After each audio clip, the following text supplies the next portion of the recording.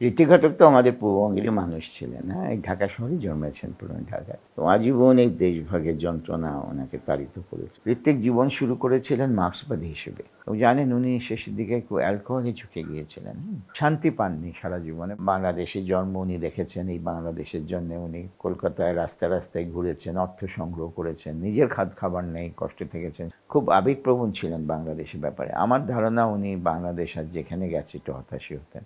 এরা যুদ্ধ দেখেনি, এরা দাঙ্গা দেখেনি, এরা দেশভাগ দেখেনি খুবই, কিন্তু ঋত্বিক সবই দেখেছিলেন। আপনার কাছে ব্যক্তি ঋত্বিকটা কেমন, তার নির্মাণ শৈলী আপনার কাছে কেমন, এবং আপনি ব্যক্তিগতভাবে তাকে কিভাবে কল্পনা করেন? ঋত্বিক ঘটক তো আমাদের পূর্ববঙ্গেরই মানুষ ছিলেন, হ্যাঁ, এই ঢাকা শহরেই জন্মেছেন, পুরনো ঢাকায়, এবং বড় হয়েছেন রাজশাহী, পাবনা এসব অঞ্চলে। এবং উনি, আপনি জানেন যে উনি কীভাবে এই পূর্ববঙ্গকে মিস করেছেন সারা সময়, ছবির পর ছবিতে বারবার। তো ঋত্বিক ঘটককে আমরা খুব কাছের মানুষ, আপন মানুষ মনে করি। একজন যন্ত্রণাবিদ্ধ শিল্পী, যিনি 47-এর দেশভাগকে কখনোই মেনে নিতে পারেননি। তো আজীবন এই দেশভাগের যন্ত্রণা ওনাকে তাড়িত করেছে। ছবিগুলো দেখেন একটার পর একটা। তা আমি বরং একটু ঋত্বিককে একটু ধারাবাহিকভাবে বলতে চাই, কারণ এই মানুষটিকে, এই শিল্পীটাকে বোঝা খুব জরুরি আমাদের বাঙালি সংস্কৃতিকে বুঝতে গেলে। ঋত্বিকের উনি তো কলকাতায় যাওয়ার পরে, পার্টিশনের পরে নাট্যচর্চায় ছিলেন কিছুদিন, নাটক লিখেছেন, মঞ্চে অভিনয় করেছেন। উনি প্রথম ছবি করেন 1952 সালে, নাগরিক নামে। এবং ওনার যে প্রিয় বিষয়, যে পূর্ববঙ্গের উদ্বাস্তুদের কী অবস্থা হলো, পশ্চিমবঙ্গে কী দারিদ্র্যের মধ্যে পড়লেন, কী অভাব অনটন, তো ওইগুলো নিয়ে ভারী চমৎকার একটা মানবিক ছবি। সত্যজিৎ রায় একটা স্মরণ সভায় পরে বলেছিলেন যে নাগরিক কিন্তু 52 সালে রিলিজ করতে পারেননি উনি, অনেক পরে রিলিজ করতে হয়েছিল ওনার। বলেছিলেন যদি যথাসময় ওটা রিলিজ হতো তাহলে হয়তো আমার ছবির চাইতে ঋত্বিকের ছবি এই নতুন ধারার বাংলা সিনেমার পথিকৃৎ হতে পারত। এটা সত্যি নিজে বলেছেন। তো প্রথম ছবি থেকেই বোঝা গেল ঋত্বিকের, নাগরিক ছবি থেকে, একটা শক্তিমান চলচ্চিত্র নির্মাতা এসছে। পরের ছবিটা ভারী ইন্টারেস্টিং, অযান্ত্রিক, যে একটা এটা খ্যাপাটে ড্রাইভার বিমল, তার একটা জবরজং একটা খুব জগদ্দল নামে একটা গাড়ি আছে, পুরনো ভাঙা চোরা, সেই গাড়ি নিয়ে সেই ছোট নাগপুরের পাহাড়ি অঞ্চলে সে প্যাসেঞ্জার বহন করে। খুবই খুবই সময়ের চেয়ে এগিয়ে থাকা একটা ছবি, মানুষ ও যন্ত্রের আন্তঃসম্পর্ক। আমরা ফ্রিজ ল্যাংয়ের মেট্রোপলিসের কথা জানি, বা চ্যাপলিনের মডার্ন টাইমস অনেকে দেখেছেন। যন্ত্র আর মানুষের সমস্যা, সম্পর্ক এবং তার সমস্যা, আজও কিন্তু এটা খুব চর্চিত একটা বিষয়। হ্যাঁ, কিন্তু ঋত্বিক সেই 1958 সালে এইরকম একটা বিষয় নিয়ে ছবি বানিয়ে, বুঝতেই পারেন কত দূরদর্শী একজন ফিল্ম মেকার ছিলেন। তারপরে উনি করেন ওনার ওইটা সবচেয়ে জনপ্রিয় ছবি, মেঘে ঢাকা তারা, 1960 সালে। খুবই খুবই উঁচু মানের একটা শিল্পকর্ম আমি বলবো। আবার ওই একই বিষয়, পূর্ববঙ্গের একটা বাস্তু পরিবার কঠিন দুঃখ কষ্টের মধ্যে একটু মানবতা নিয়ে টিকে থাকার আপ্রাণ চেষ্টা করছে। ছবিটার সিনেমাটোগ্রাফি খুব ভালো, অসাধারণ সব ক্লোজ আপ আছে, আলো ছায়ার ব্যবহার আছে, অসামান্য সব কম্পোজিশন আছে। সিনেমাটোগ্রাফির ক্ষেত্রে এটা একটা ক্লাসিক ছবি আমি বলবো। আর সাউন্ডট্র্যাকটাও খুব রিচ, খুবই সুন্দর রবীন্দ্রসঙ্গীতের ব্যবহার, বা ভারতীয় মার্গ সঙ্গীতের বিভিন্ন রাগ রাগিনীর অংশ বিশেষ ব্যবহার, এবং চরিত্র এবং কাহিনীর মুড অনুযায়ী সঙ্গীতের ব্যবহারের ক্ষেত্রে খুবই খুবই কার্যকর। আরেকটা তো ধরেন যে এমনি আবহ সঙ্গীত, কিন্তু এমনি কিছু মিউজিক পিস ব্যবহার করা হয়, ওটা তো আবহ গান আর কি, মিউজিক পিস, সেগুলো চরিত্রের মুড অনুযায়ী খুবই খুবই। ঋত্বিক ঘটকের সাংগীতিক জ্ঞান ছিল খুবই উন্নত মানের। আর মেঘে ঢাকা তারার আরেকটা বড় সাফল্যের কারণ বলবো যে যে কোনো শিল্পের কিন্তু একটা বড় যোগ্যতা হচ্ছে বহুস্তরীয় হওয়া, হ্যাঁ, মাল্টি লেভেল, শুধু একটা কাহিনী, এক রৈখিক একটা কাহিনী বলা না। মেঘে ঢাকা তারায় উনি নিতা নামে একটা হতভাগা এক তরুণীর কাহিনী বলছেন, হ্যাঁ, যে যক্ষায় মারা যাচ্ছে। কিন্তু ওই নিতার মধ্য দিয়ে আমরা কিন্তু সেই দেখেন, ওই নিতার জন্ম জগদ্ধাত্রী পূজার দিন, এবং সে পাহাড় থেকে পাহাড়ে ফিরে যায়, সেই পার্বতীর কাহিনী মনে আছে, দুর্গা প্রতি বছর আসে, আবার পাহাড়ে চলে যায়, হ্যাঁ, কৈলাসে ফিরে যায়। তো এই যে বাংলার মানে মানুষদের ওনার সিনেমাতে নারীদেরকেও কিন্তু শক্তির রূপে দেখানো হতো, মানে নারী শক্তি একটা বড় বিষয় ছিল কিন্তু ওনার হ্যাঁ, সিনেমায়। উনি নারীকে যে মাদার ইমেজে দেখার, ঋত্বিক জীবন শুরু করেছিলেন মার্ক্সবাদী হিসেবে, কিন্তু পরে ক্রমে উনি ওই ইয়ুংয়ের, ইউরোপিয়ান যে মনস্তত্ত্ববিদ, তার অবচেতন তত্ত্ব দ্বারা খুব প্রভাবিত হয়েছিলেন মনে হয়। এবং ইয়ুংয়ের এক তত্ত্বের একটা জিনিস আছে যে প্রিমোডিয়াল আর্কিটাইপ, মানে কিছু আর্কিটাইপ থাকে, প্রাচীন কিছু মিথ যেগুলো আবার ফিরে আসে আধুনিক যুগে নতুন রূপে। তো এই আর্কিটাইপের মধ্যে একটা হচ্ছে মাদার ইমেজ, আপনি যেটা বললেন মাতৃরূপে সংস্থিতা। তো এই মাদার ইমেজের দুটো রূপ আছে, এটা ইন্টারেস্টিং। একটা হচ্ছে ধ্বংসাত্মক রূপ, কালী।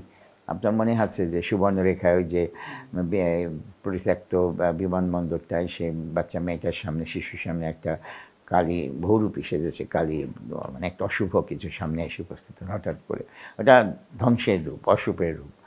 আবার আরেকটা যে আছে মাতৃরূপ, স্নেহ মমতারই, তো তার সব ছবিতে অনিতা বলেন, সুবর্ণরেখা সীতা বলেন, বা ৮৩ নদীর নামে অনন্তের মা, ওই যে অনন্ত তো বা শিশু অনন্ত বালক, যখনই সে মায়ের কথা ভাবে তার জগদ্ধাত্রী মা দুর্গার মূর্তিটা তার চোখে অবচেতনে ভেসে ওঠে। ফলে এই মায়ের দুটো রূপ, মাদার ইমেজ, এটা ঋত্বিকের ছবিতে বারবারই ফিরে এসছে নানাভাবে। আরও ইন্টারেস্টিং, বিশেষ করে শেষের ছবিটা আপনি যদি যুক্তিতক্ক গপ্প দেখেন, এই মাদার ইমেজ তখন শুধুই কিছু বিমূর্ত না, এই মাদার ইমেজ হয়ে ওঠে যেন আমাদের এই বাংলা মায়ের প্রতীক, হারানো বাংলা মা, যেটাকে ঋত্বিক সবসময় মিস করতেন। এবং বঙ্গবালার চরিত্রটা আপনি যদি মনে করেন, সে পূর্ববঙ্গের উদ্বাস্তু এক নারী, নামটাও তো খুব প্রতীকী, বঙ্গবালা। এবং প্রায় আছেন বঙ্গবালা বা ছবি শট আছে, এবং ঋত্বিক নিজেই তো অভিনয় করেছেন, সে নীলকণ্ঠ নামে সেই ফিল্ম ডিরেক্টর, দুজনের 2 শট দেখবেন প্রচুর আছে। এবং নেপথ্যে গান হচ্ছে, কেন চেয়ে আছো গো মা, মানে এরা তোমাকে কিছু দেবে না ইত্যাদি। এবং এই যে মা কল্পনা করা বঙ্গবালাকে, এই শুধু নারী না, দেশ হিসেবে কল্পনা করা, এগুলো ঋত্বিকের শিল্পের খুব বিশেষ বিশেষ গুরুত্বপূর্ণ দিক। যা বলছিলাম, মেঘে ঢাকা তারার পরে উনি করেন কোমল গান্ধার, এটাও খুব ভালো ছবি। একটা নাট্যদল ভেঙে যাচ্ছে, তার প্রতীকে বাংলা ভেঙে গেল, ভেঙে যাচ্ছে, একটু মিলনের আকাঙ্ক্ষা আবার হচ্ছে না। অসাধারণ একটা দৃশ্য আছে এই কমল গান্ধীর, আমার খুব প্রিয় একটা শট।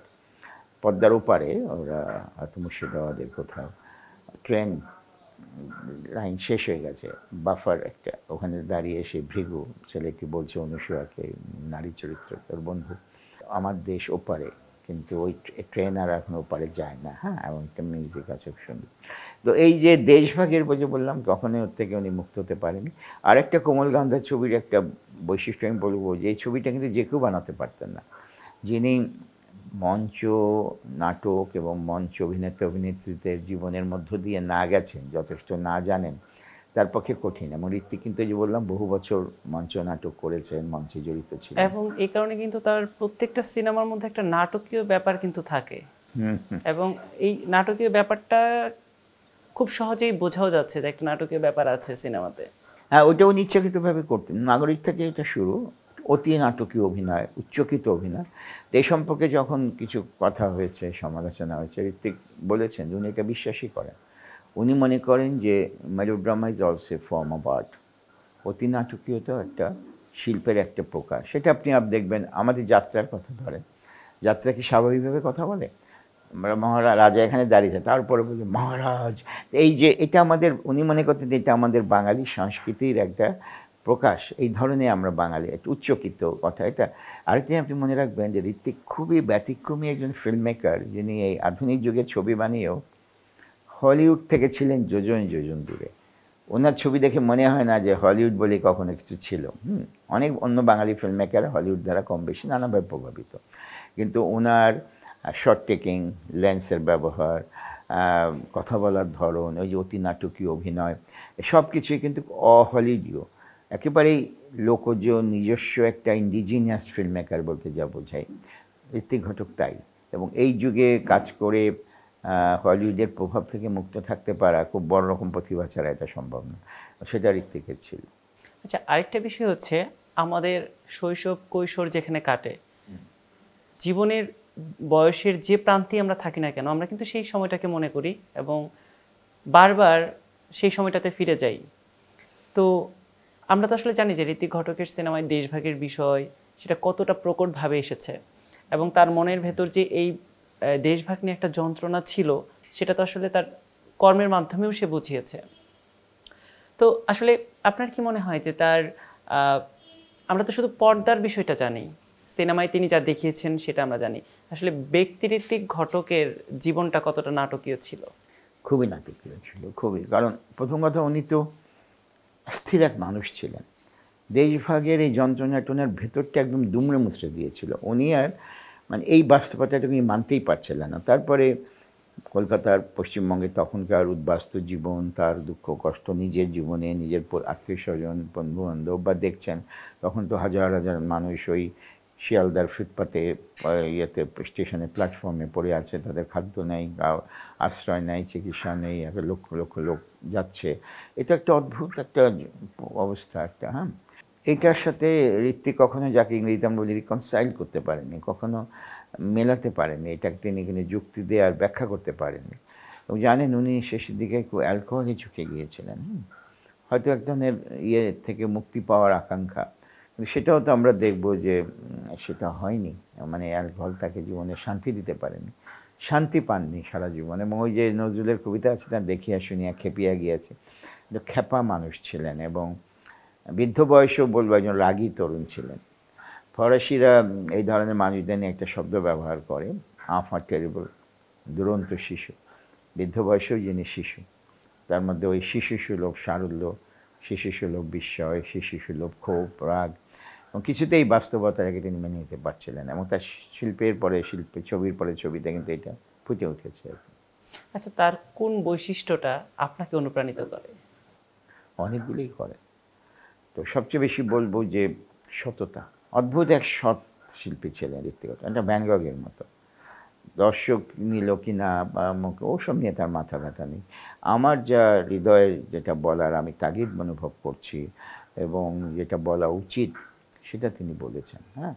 এবং এই যে রিফিউজিদের দুঃখ দুর্দশার কথা, এগুলো তিনি যেভাবে তুলে এনেছেন, এবং সেটা আরও উনি যে বড় মাপের শিল্পী এটা বুঝবেন এর থেকে, এটা শুধু একটা বিশেষ যুগের, বিশেষ দেশের কিছু উদ্বাস্তুর দুঃখ কষ্ট না।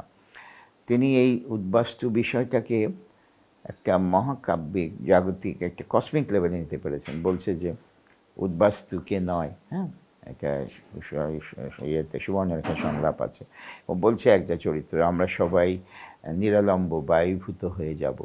হ্যাঁ, মানে আমরা কেউ স্থায়ী না এই পৃথিবীতে, এই জগৎ সংসারে, সব কিছুই, সবাই তো কম বেশি তার মতো করে উদ্বাস্তু। তা এইটাকে পূর্ববঙ্গের এক বিশেষ সময়ের উদ্বাস্তুদের কে একটা মহাকাব্যিক স্তরে নিতে পারা, এটা সহজ শিল্পীর কাজ না। এটা উনি পেরেছিলেন কারণ উনি খুব সৎ শিল্পী ছিলেন, ব্যাপক পঠন পাঠন ছিল, ইতিহাস বোধ ছিল, সবচেয়ে বড় কথা একটা খুব সংবেদনশীল মন ছিল মানুষের দুঃখ বেদনা বোঝার। এই কারণে ঋত্বিক এত ব্যতিক্রমী একজন শিল্পী।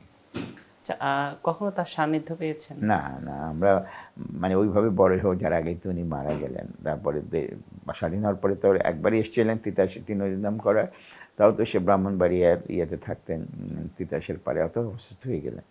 তো ওখান থেকে তো তাকে একদম হেলিকপ্টারে করে নিয়ে যেতে হয়েছিল, তারপরে তো আর ফিরতে পারেননি। এইটা কখনো অপূর্ণতা মনে হয়েছে যে তার সঙ্গে যদি একটু কথা বলতে পারতাম বা তার কাছ থেকে কোনো পরামর্শ নিতে পারতাম? এইটা কখনো খুব মনে জরুরি না, কারণ হচ্ছে যে অনেক সময় হয় কি, বরং অনেকে হয়তো একটু হতাশই হয়েছে। মানে একজন শিল্পী অনেক সময় তার কাজে যত বড়, ব্যক্তিগত আচার আচরণ হয়তো ততটা বড় নাও হতে পারেন। তো আমরা তার কাজ নিয়ে আগ্রহী। তবে এমনি একটা মানবিক কৌতূহল থাকেই তো, মানুষটা কেমন ছিল ছিল। তবে অনেকেই তারা যার সঙ্গে ঘনিষ্ঠভাবে কাজ করেছেন তাদের কাছ থেকে আমি ঋত্বিক ঘটকের সম্বন্ধে অনেক কথা শুনেছি। একজনের কথা বলি, বেবি ইসলাম, খুব নামকরা ক্যামেরাম্যান। উনি তো তিতাস নদীর পাড়ে ক্যামেরাম্যান ছিলেন, ঋত্বিক ঘটককে স্নেহ করতেন। যেমন দুটো কথা আমি ওনার কাছ থেকে শুনেছি, যে ঋত্বিকের লেন্সের ব্যবহারের ধরনটা একেবারে অন্যরকম ছিল, যাকে আমরা ফিল্মের ভাষায় বলি লেন্সিং, কি লেন্স ব্যবহার, এরপরে সিনেমা অনেকখানি নির্ভর করে। উনি খুব ওয়াইড অ্যাঙ্গেল লেন্স ব্যবহার করতেন, ওটা ওনার একটা নিজস্ব একটা ধারণা। এবং কি বলবো, মানে ভারতবর্ষের আর কোনো film maker wide angle lens এত ব্যবহার করেনি। ওয়াইড অ্যাঙ্গেল লেন্সের একটা আলাদা নন্দন তত্ত্বই জানি উনি সৃষ্টি করে গেছেন ছবিগুলো, কিন্তু মন দিয়ে দেখলে বোঝা যায়। যাই হোক, তা উনি ওখানে তিতাসে একটা বৃষ্টির দৃশ্য আছে, তো তো বেবি ভাইও অনেক অভিজ্ঞ ক্যামেরাম্যান, উনি অনেক বৃষ্টির দৃশ্য তুলেছেন। উনি একটা 50 লেন্স লাগিয়েছিলেন ক্যামেরা। ঋত্বিক দেখে বলেন, না আমি এরকম পুতু পুতু, উনি তো ভেবে কথা পুতু পুতু বৃষ্টি চাই না, ওয়াইড অ্যাঙ্গেল লাগাও। তো বেবি ভাই একটু হয়েও বিস্মিত হয়ে, ওইটা আবার কেমন হবে, ওয়াইড অ্যাঙ্গেল লেন্স লাগিয়েছেন। তো উনি পরে আমাকে বলেছেন যে পরে যখন রাশ প্রিন্ট দেখেছি তখন আমি বুঝেছি ঋত্বিক কী বোঝাতে চেয়েছে, আমাকে শেখাতে চেয়েছিলেন। মানে বৃষ্টির ফোঁটাগুলো পড়ছে, মানে টাকার মতো বড় বড় একটা অন্যরকম একটা নাটকীয় মাত্রা সৃষ্টি হয়, যে সাধারণ কোনো নান্দনিক বৃষ্টি না, বৃষ্টির মধ্যেও যেন একটা বক্তব্য উনি বলছেন আর কি। এগুলো একটা ঋত্বিকের। আরেকটা বিষয় ছিল যেটা আমাদের ফিল্ম মেকারদের জন্য শিক্ষণীয়, উনি ওই ক্যামেরা লেন্সের সামনে ফিল্টার ব্যবহার একদম পছন্দ করতেন। বিবেকে বলতেন খবরদার কাঁচ লাগাবি না, মানে এই কৃত্রিম একটা ফিল্টার ছাড়া। ওই কারণে ওনার ইমেজগুলো হয়েছে মানে মানুষটার মতো এইরকম স্বচ্ছ, তীক্ষ্ণ এবং অকৃত্রিম। ঋত্বিকের একটা ইমেজ দেখলে বোঝা যায় এটা ঋত্বিক ঘটকের সৃষ্টি। এইসব কারণেই যে ওয়াইড অ্যাঙ্গেল লেন্সের ব্যবহার বেশি, কারণ একটা নাটকীয় সময়, একটা অসুস্থ সময়ে তার চরিত্রদের একটা ভেঙেচোরা অবস্থায় তিনি ওয়াইড অ্যাঙ্গেল লেন্সটাকে পছন্দ করেছেন। আর হচ্ছে যে এই ফিল্টার না ব্যবহার করায় খুব অকৃত্রিমভাবে ইমেজগুলো ফুটে উঠেছে। এখন মানে ঋত্বিক যদি এই সময়ে থাকতো তাহলে তার ভাবনায় কি হতে পারতো, কি মনে করেন আপনি? খুবই হতাশ হতেন, কারণ উনি যখন ছবি করেছেন তখনও তো ধরুন কিছু আশাবাদের ব্যাপার ছিল। তখনও বাংলাদেশে জন্ম, উনি দেখেছেন এই বাংলাদেশের জন্যে উনি কলকাতায় রাস্তায় রাস্তায় ঘুরেছেন, অর্থ সংগ্রহ করেছেন, নিজের খাবার নেই, কষ্টে থেকেছেন। সেই সময় কিন্তু উনি এই নিয়ে বাংলাদেশের জন্য অর্থ সংগ্রহ করেছেন মানুষের কাছে, অনেক ঘটনা জানা যায়। খুব আবেগপ্রবণ ছিলেন বাংলাদেশের ব্যাপারে। আমার ধারণা উনি বাংলাদেশ আর যেখানে গেছে একটু হতাশই হতেন। আবার ভারতবর্ষের সম্বন্ধে তো আশাবাদী হওয়া যাচ্ছে না, ওখানেও সাম্প্রদায়িক শক্তিরা ক্ষমতায় আসছেন, যে সাম্প্রদায়িক শক্তিকে উনি খুবই ঘৃণা করতেন। ফলে আমার মনে হয় ঋত্বিক আরও ক্ষিপ্ত হতেন। এখন উনি হয়তো ভালো হয়েছে, এখন আর নেই আমাদের মাঝে। আর ঋত্বিককে নিয়ে যদি কোনো অজানা গল্প আমরা জানতে চাই, যেটা একান্ত আপনাদের যারা সেই সময়ের লোক তার সঙ্গে কাজ করেছে, যেমন একটু আগে বেবি ভাইয়ের কথা বললেন, এই ধরনের গল্প শোনা, তাকে নিয়ে ইন্টারেস্টিং কোনো গল্প আছে নাকি? আমি তো তার সাথে কাজ করিনি, আমি আমার অন্যের কাছ থেকে শোনা তো অনেক কিছুই শুনেছি। মৃণাল সেন একটা কথা আমাদের বলতেন যে ওরা তো তরুণ বয়সে একসঙ্গে গণনাট্য করতেন, বামপন্থী দল করতেন, কমিউনিস্ট পার্টি, ফলে ওরা খুব বন্ধু ছিলেন। ঋত্বিক, মৃণাল, সলিল সেন চৌধুরী এসব একসাথে ঘুরতেন তরুণ বয়সে। তো ঋত্বিক যখন খুব অসুস্থ হয়ে পড়লেন এখানে তিতাসিক নদীর পারে করতে এসে, মানে খুব সিরিয়াস অসুখ, হাজব্যান্ড কি মরণ, তখন খবর তো মৃণাল সেনের কাছে পৌঁছে গেল। তো মৃণাল সেন আমাকে বলেছেন কী করবো বুঝতে পারছি না, 2 দেশ, পাসপোর্ট ভিসার ব্যাপার। তখন আমি আর কিছু না পেরে সত্যজিৎ রায়কে ফোন করলাম। সত্যজিৎ রায় ঋত্বিককে খুব শ্রদ্ধা করতেন, দেখবেন তার লেখা টিকায় বারবার। সত্যজিৎ রায় তো অনেক যোগাযোগ তার, এবং ইন্দিরা গান্ধী তার বান্ধবী ছিলেন, একসাথে ওরা শান্তিনিকেতনেও পড়েছেন। উনি সোজা ইন্দিরা গান্ধীকে ফোন করেছেন, এবং ইন্দিরা গান্ধী তো সেই মাপের রাজনৈতিক নেতা যার ওই শিল্পবোধ ছিল, ঋত্বিক ঘটক কী তাও তিনিও জানতেন। অসুস্থ, হ্যাঁ তো কি, তারপরে আমি দেখছি। এবং তখন ওই অত স্বল্প সময় একটা হেলিকপ্টার ম্যানেজ করা হবে, এক দেশ থেকে এক দেশে আসার তো নিয়মটাও আছে, ওদের সব করে হেলিকপ্টারে মৃণালদা বললেন আমি নিজেই গেলাম। হ্যাঁ, কেমন আছে ঋত্বিক? মৃণালদা এসে থাকেননি, ঋত্বিককে তুলে নিয়ে আবার কলকাতায় ফিরে গেলেন। এই গল্পটা অনেকে জানেন না, কিন্তু এটা বললাম যে কত বড় বড় মানুষেরা ঋত্বিককে সবসময় তাকে ছায়া দিয়েছে, তাকে হেল্প করার চেষ্টা করেছে। আসলে ঋত্বিক ঘটক আমাদের বাঙালি সিনেপ্রেমী যারা আছে তাদের প্রত্যেকের অন্তরেই আছে।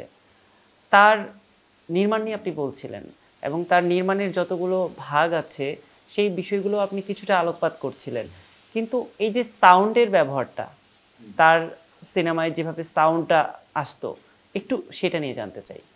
হ্যাঁ, ওটা খুবই ইম্পর্ট্যান্ট ঋত্বিকের সাউন্ডের ব্যাপার। তার আগে একটু বলি যে সিনেমা তো অডিও ভিজুয়াল না, ভিজুয়াল সাইড একটু বলি কেন ঋত্বিকের ছবি এত ব্যতিক্রম। একটা হচ্ছে যে উনি লোকেশনের অসাধারণ ব্যবহার করতে পারতেন।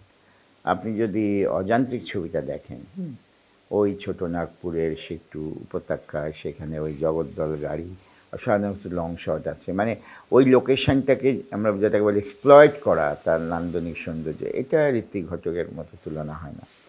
এবং এটাকে একটা টেক্সট ফিল্ম হিসেবে আপনি ব্যবহার করতে পারেন যে কীভাবে লোকেশন। সেম ওই তিতাস একটি নদীর নাম।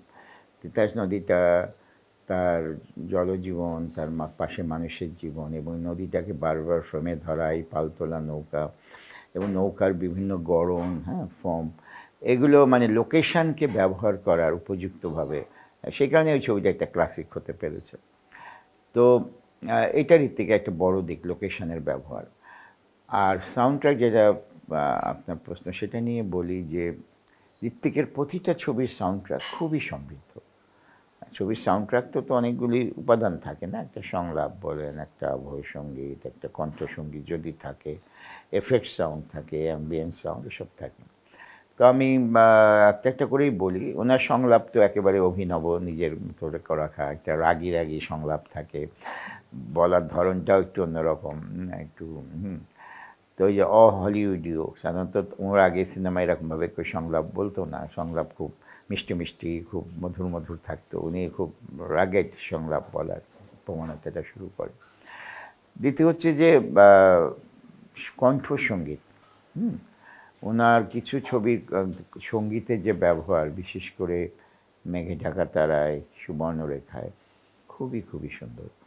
এবং বাঙালির ধরেন যে একটা তো সঙ্গীতের একটা ঐতিহ্য আছে, বিশেষ করে রবীন্দ্রসঙ্গীত তো আমাদের একটা বিরাট সম্পদ। রবীন্দ্রসঙ্গীতকে অনেক ফিল্ম মেকার ব্যবহার করেছেন, বাঙালি ফিল্ম মেকাররা, কিন্তু খুব কমই কেউ ঋত্বিক ঘটকের মতো এত বৈচিত্র্যময় ব্যবহার করতে পেরেছেন। কেন চেয়ে আছো গো মা, আজি ঝড়ের রাতে, এটা, তারপরে যে রাতে মোর দুয়ারগুলি ভাঙলো, খুব সুন্দর, তারপর আজি ধানের খেতে সুবর্ণরেখা, এইসব মানে জনপ্রিয় জানা গানগুলোকে তিনি যেভাবে তার ছবিতে ব্যবহার করেছেন, অন্য মাত্রা দিয়েছেন। তাছাড়া লোকজ সঙ্গীতের খুব ভালো ব্যবহার করেছেন। লোকজ সঙ্গীতের ওনার সেই তিতাসের, আপনার মনে আছে, লীলাবালি লীলাবালি হলো যুবতী শৈব, খুবই প্রচলিত একটা গান, হ্যাঁ, সিলেট অঞ্চলে, সেটা তিনি চমৎকারভাবে তার ছবিতে এনেছেন। ওনার কিছু প্রামাণ্যচিত্র আছে, ওরাও, আদিবাসিকা জীবন, এগুলো, ছৌ, পুরুলিয়ার ছৌ, এইসব ছবিগুলোতে প্রামাণ্যচিত্রে উনি যেভাবে ওরাও, মুন্ডা, এদের যে সঙ্গীতকে ব্যবহার করেছেন, আদিবাসীদের সঙ্গীত, এটাও কিন্তু বাংলা সিনেমায় নতুন। ফলে বললাম না, ওনার সাংগীতিক জ্ঞান ছিল ব্যাপক। যেমন পাশ্চাত্য সঙ্গীত জানতেন, এই মধ্যবিত্তের সঙ্গীত জানতেন, রাগরাগিনীর সঙ্গীত জানতেন, আবার লোকজ আদিবাসীদের সঙ্গীতও জানতেন, এবং ফিল্মে সেগুলো ব্যবহার করেছেন। এটা যথেষ্ট বিরাট সাংগীতিক প্রতিভা ছাড়া সম্ভব না। আরেকটা হচ্ছে যে এফেক্ট সাউন্ড থাকে না ফিল্মে, কিছু এফেক্ট সাউন্ড সৃষ্টি করা, অ্যাম্বিয়েন্ট সাউন্ড, ফলি আর্টিস্টরা যেগুলো সৃষ্টি করে পরে সাউন্ড ট্র্যাকে লাগানো হয়, এগুলোতেও ঋত্বিক খুবই এগিয়ে থাকে একজন মানুষ। আমি দুটো উদাহরণ দিতে পারি।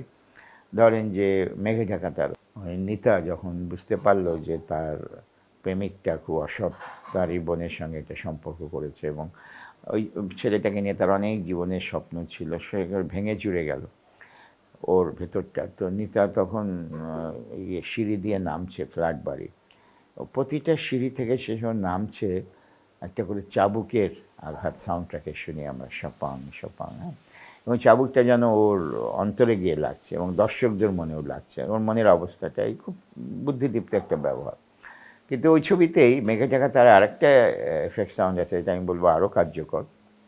সেটা হচ্ছে, ওরা তো দরিদ্র বাস্তু পরিবার, ওই বস্তির মতো জায়গায় থাকে, ওই মেয়েটি একমাত্র আয় করে, তার পয়সাতেই সংসারটা চলে উপার্জনে। তো একটা দৃশ্য আছে, ফোরগ্রাউন্ডে মা ভাত রাঁধছেন, পেছনে মেয়েটি আর ওই ছেলেটি গল্প করছে, হ্যাঁ, তারা এখন প্রেমিক প্রেমিকা। তো মার মনে খুব দুশ্চিন্তা যে এরা তো এখন প্রেম করছে, তো বিয়ে করবে, তার মানে মেয়েটা তো চলে যাবে, মেয়েটা চলে যাওয়া মানেই তো ওদের বাড়িতে আর হাড়ি চড়বে না, মানে খাবার দাবার একমাত্র আয়ের উৎস। তো খুব বুদ্ধিদীপ্ত উনি দেখাচ্ছেন মায়ের দুশ্চিন্তাগ্রস্ত মন, এবং ওই ভাতের ফুটলে একটা বলকের আজনা ফটফট ফটফট, এটাও তো আমাকে দিতেই হতো যেহেতু কাছে।